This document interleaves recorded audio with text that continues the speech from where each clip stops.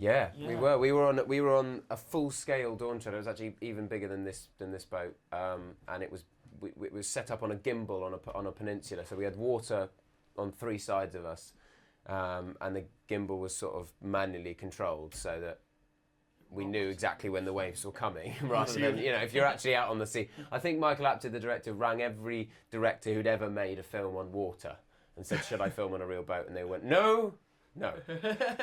So we filmed on a real boat, but on land.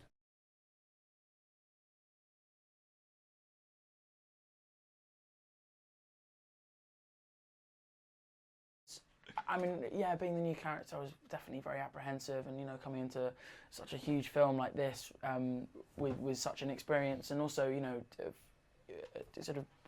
trying to sort of fit into a sort of a tightly formed, close-knit group of friends as well. I was definitely very apprehensive, and there was kind of a new boy at school kind of feel to it. But these guys were so friendly and made me feel so welcome. That's because of the bullying from Ben. But apart from that, Georgie and Skander were lovely to me. Yeah.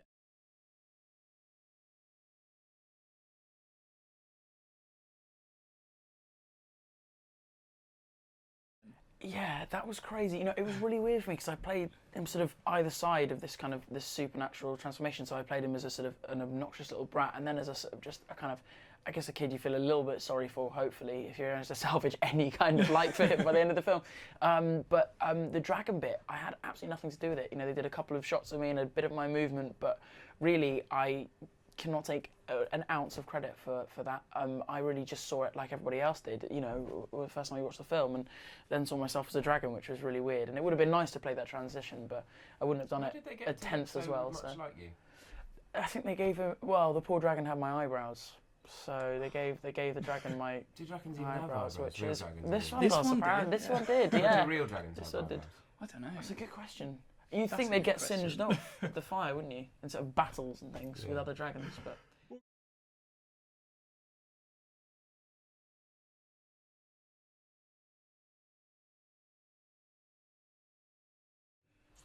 I was quite overwhelmed by some of the sort of scenery and the imagery. I mean, I'd read these books 20 years ago, and just when we were on set to see these incredible sets that they manufactured and built, the magician's garden and the sort of town square and all these things they built from scratch, was incredible when we saw it, in the flesh. But when you see it on the Blu-ray, and there's just the Australian sunsets and some of the sort of shots that they go out and film on helicopters and on other ships and things like that, just that we're not there for, it's just incredible. I think the colours of the movie are amazing.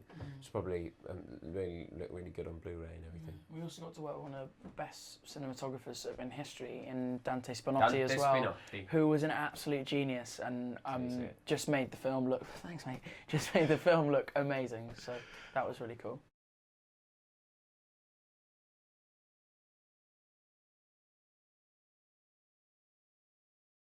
They do everything they can to make it feel as real as possible. If there is a character there, they'll have a puppet of the character, or they'll be moving it on a stick, and they'll have someone sort of voicing it for you, sort of another actor, so you can get used to the sound of the voice.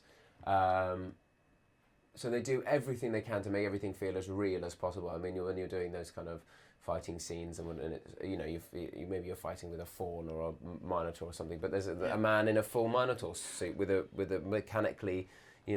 See, that makes it easy. Animated head or fawn legs. Yeah, they're just in green tights in front of you, but the rest of the makeup is amazing. I mean, the only tough thing I think for me in the second movie was talking with the kind of badgers and Reapertube and stuff. And Will had the brunt of the talking to Reapertube in this film, didn't you? So how do you? Yeah, no, I guess that was I love that, and that was amazing. And getting to interact with that because I had no experience of it, so it was really exciting. And I'm a real film nerd, so that for me was just a really cool way of sort of finding out how it worked. But the fight with Reapertube was quite challenging because there was so much movement and he's moving so quickly, we couldn't have anything there. You couldn't have a tennis ball or a sort of little green mark on the end of a stick, as it sometimes is. For most of it, there was sort of nothing there, so it was quite weird, kind of maintaining a constant eye line, and it was quite technical and just trying to sort of, I don't know, get it sort of emotionally and technically right. It was quite I think difficult. it's my favourite scene though.